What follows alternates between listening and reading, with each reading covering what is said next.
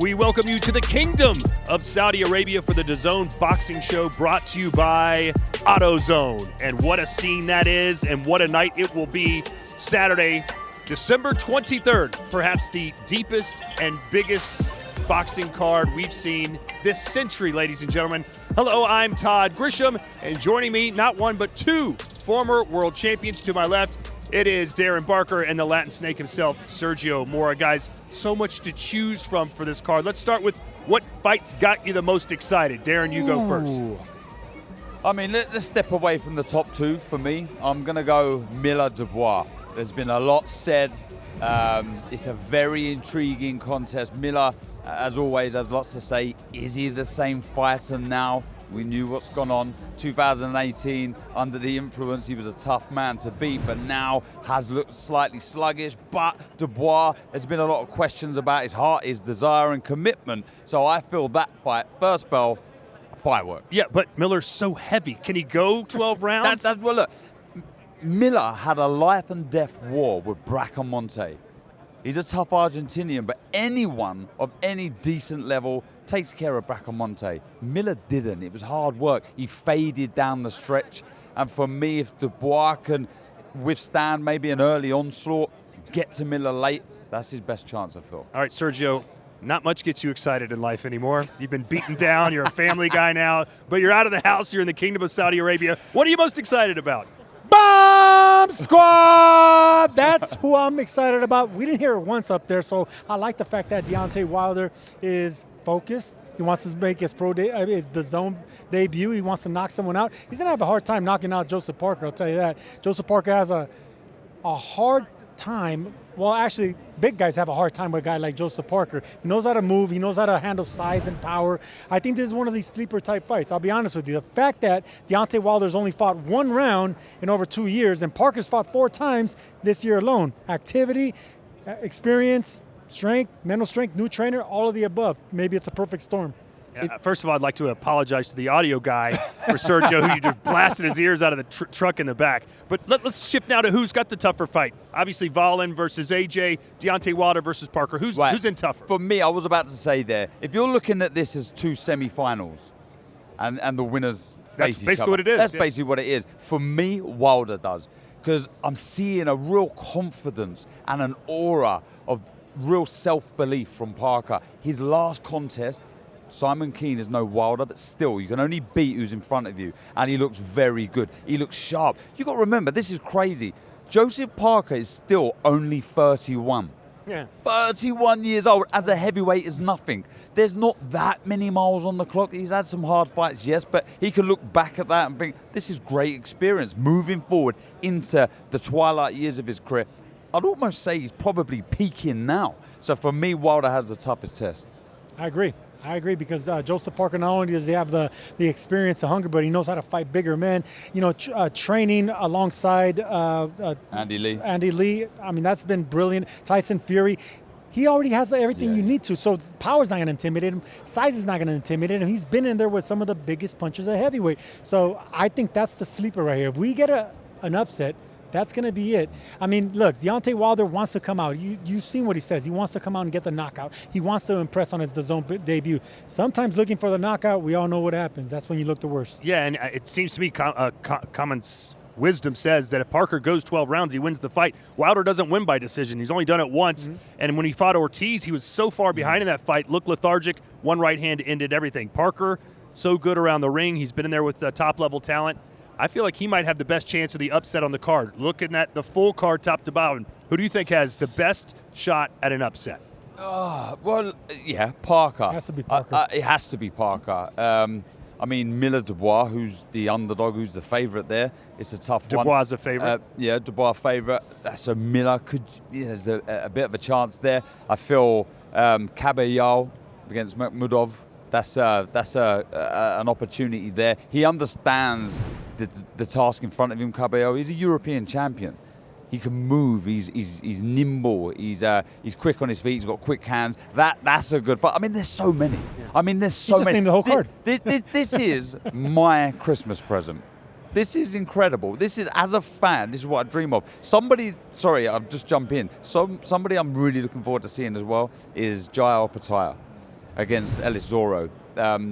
Opetaya, we commentated his fight in London, me, Tony Bellew. The first thing we said was, we can't wait to see this man in action again. No, he really is. I mean, it's impressive.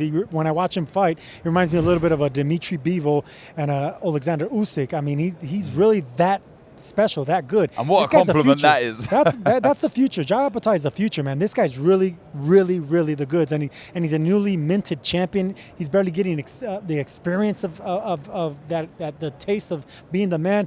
This is a big deal right here with the Jai Opetaia. One of the moments that intrigued me from the press conference is when Otto Wallin basically questioned the demeanor of Anthony Joshua. Back in the day, he was the jovial guy, the aw shucks, I'm here having a great time, I love my life.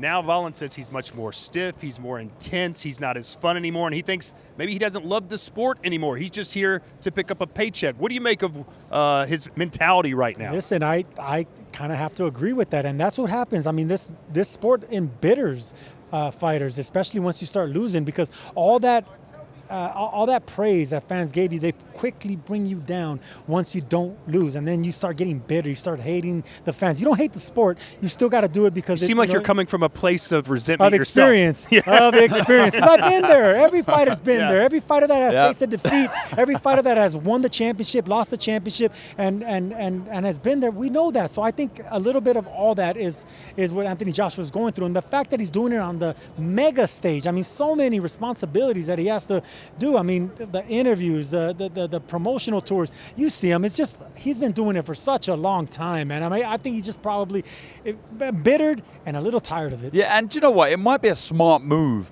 from Wallin as well, trying to get in the head of Anthony Joshua. There's been a lot of people mentioning the mental fragility, if you like. He looks a little mentally fragile as Anthony Joshua, and it may be Wallin's last opportunity just to plant the seed, just get in the head of Anthony Joshua to hopefully underperform, and so he can go in there and give it his all. The one fight we haven't talked about on the main card, Lyndon Arthur challenging Dmitry Bivol. On paper, that may be the widest odds, but Bivol hasn't fought much at all. Maybe that plays into Lyndon Arthur's favor. How does he pull off the upset against one of the pound-for-pound best in the world? I've been thinking about this technically, tactically, and it doesn't get much tougher for Lyndon Arthur. Look, he has a fantastic jab. Very, very good jab. He's patient, he's disciplined, doesn't waste much of his shots, and you can't afford to do that against Bivol. Footwork. Bivol's footwork is unlike any others. It's so good. The way, I mean, it's fractions, absolute fractions. The way he glides just ever so slightly, a couple of inches in and out, just to miss the shots and come firing back. For me, it's about timing. If you've got any chance of beating Bivol, it's timing. You have to try and draw Bivol onto the shots. What are you laughing about? Because what are you laughing about? Because Darren Barker's being such a company man and a politician. And look, it's going to be difficult to beat Dmitry Bivol. You're talking about the jab, one of the best jabs in boxing. You're talking about footwork. This man is incredible with his footwork, with ring generalship. I think this is probably the hardest task on the card. I agree. This is going to be it's probably like it'll be one of the upsets of the last 5 years, in my opinion. That's how hard it's going to be for Dmitry Bivol to get beat. All right, let's get your predictions on the main card. You're going with Lyndon Arthur. That's a big pick there. No. I'm rooting for Arthur, but I cannot look past Bivol, and I'd agree with Sergio. It would be a huge, mammoth upset if he was to win. So I'm going Bivol late.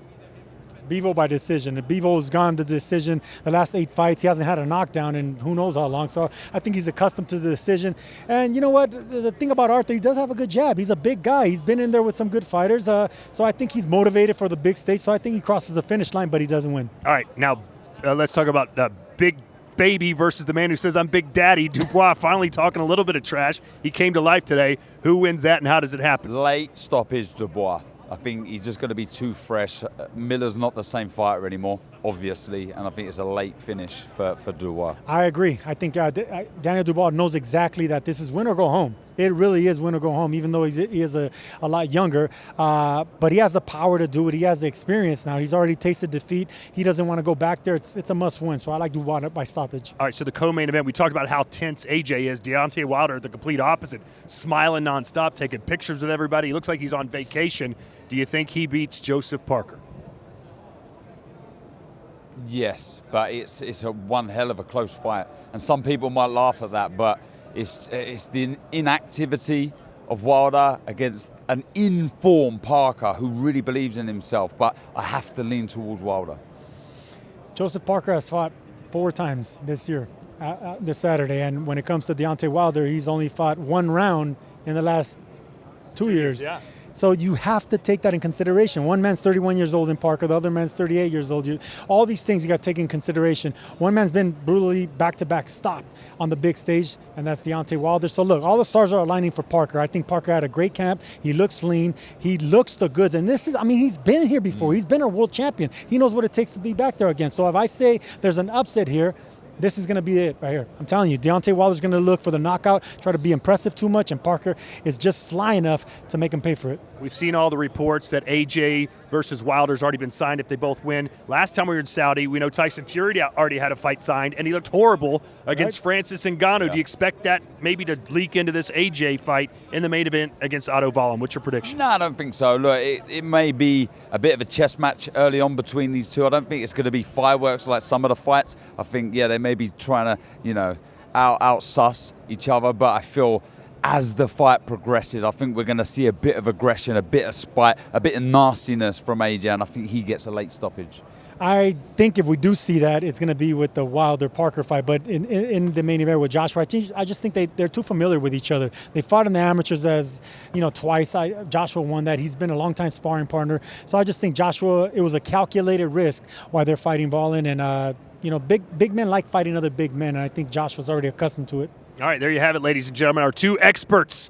You heard what they said. Let's see if it happens. That's Saturday night live on DAZN, December 23rd. It's the holiday season. Here is our Day of Reckoning card. I mean, right out of the gate, Frank Sanchez, he's got a huge ceiling. Can he get past Junior Filip Hrgovic? He says he's going to destroy Demori now because Demori talked a little bit of trash. Jai Opetaia versus Ellis Zorro. Darren Barker thinks that's going to be a whitewash there. And then you got the 2 big heavyweights square off. Then to our main card, Dimitri Bivol defending his WBA Super World Light Heavyweight title against Lyndon Arthur. Daniel Dubois versus Jarrell Miller. Heavyweights, Deontay Wilder, Joseph Parker in the co-main. And then the big one, well, they're both big actually, Anthony Joshua versus Otto Wallin. We'll see you live on DAZN. Thanks for watching the DAZN Boxing Show. It is here, the Day of Reckoning. Live on DAZN pay-per-view, December 23rd. Day of Reckoning. The sun is rising as the biggest names in boxing. Joshua versus Wallin. Joshua right hand! Wilder versus Parker. Headline a history-making boxing card. There he goes. Witness the furnace of fight night. Reckoning is in the ring. Live on DAZN pay-per-view, December 23rd. Buy now at DAZN.com.